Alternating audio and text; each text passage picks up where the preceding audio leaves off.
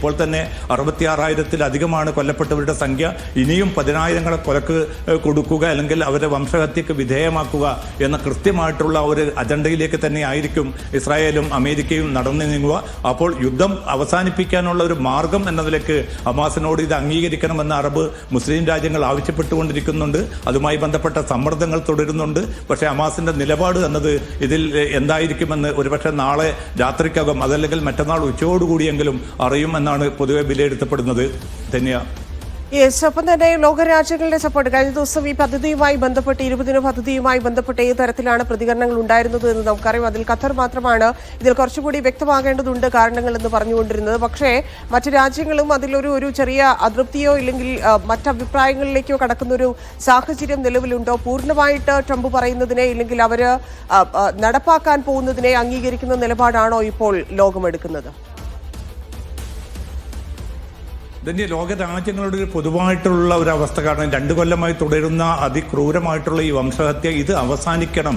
ഇത് പിന്നെ അവസാനിക്കാനുള്ള മറ്റു മാർഗങ്ങൾ നിലനിൽക്കാത്ത ഒരു സാഹചര്യത്തിൽ ട്രംപ് മുന്നോട്ട് വെച്ച ഈ ഒരു പദ്ധതി അതിനെ ആ അർത്ഥത്തിൽ ഉൾക്കൊള്ളുകയും പിന്നെ ഭാവിയിൽ മറ്റു കാര്യങ്ങൾ നമുക്ക് ചർച്ച ചെയ്യാം എന്ന ഒരു നിലപാടാണ് മിക്ക അറബ് മുസ്ലിം രാജ്യങ്ങളും ഇപ്പോൾ സ്വീകരിച്ചിരിക്കുന്നത്. പ്രധാനപ്പെട്ട അറബ് രാജ്യങ്ങളൊക്കെയും ഈ പദ്ധതിയെ അനുകൂലിക്കുന്ന ഒരു സാഹചര്യമുണ്ട്. യൂറോപ്യൻ രാജ്യങ്ങളും ചൈന ഉൾപ്പെടെയുള്ള മറ്റ് വൻശക്തി രാജ്യങ്ങളും ഈ പ്രതിസന്ധി തീർക്കണം. ആ തീരാൻ ഇതായിരിക്കാം കുറെ കൂടി പ്രായോഗികമായിട്ടുള്ള ഒരു നിലപാട്. കാരണം ഇതിന്റെ ഏറ്റവും വലിയ പ്രധാനപ്പെട്ട ഒരു ഗുണം എന്നത് ഫലസ്തീനികൾക്ക് അവിടെ തന്നെ തുടരാൻ സാധിക്കും. ഗസയിൽ തന്നെ അവിടുത്തെ പുനർനിർമ്മാണം ഈ പദ്ധതിയുടെ ഭാഗമായിട്ട് പറയുന്നുണ്ട്. പക്ഷെ അതേസമയം ഫലസ്തീനികളുടെ സ്വയം നിർണയാവകാശം, അവർക്ക് പിന്നെ തങ്ങളുടേതായിട്ടുള്ള ഒരു ഭരണകൂടം, ഇതൊക്കെയും നിരാകരിക്കുന്ന റദ്ദ് ചെയ്യുന്ന വളരെ അപകടകരമായിട്ടുള്ള വ്യവസ്ഥകൾ കൂടി ഇതിന്റെ ഭാഗമാണ്.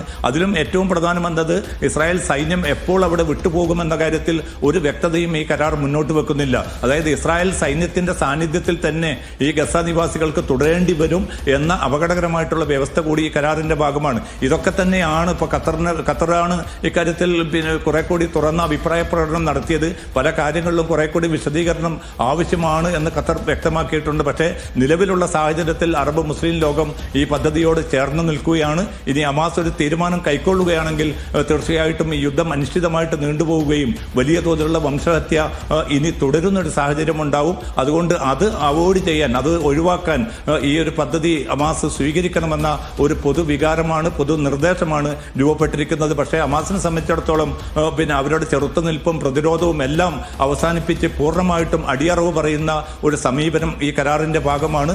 അത് എത്ര കണ്ട് ഹമാസ് സ്വീകരിക്കും, ഹമാസ് അക്കാര്യത്തിൽ എന്ത് നിലപാട് സ്വീകരിക്കും എന്നത് ആയിരിക്കും ഏറ്റവും നിർണായകമായിട്ട് മാറാൻ പോകുന്നത്.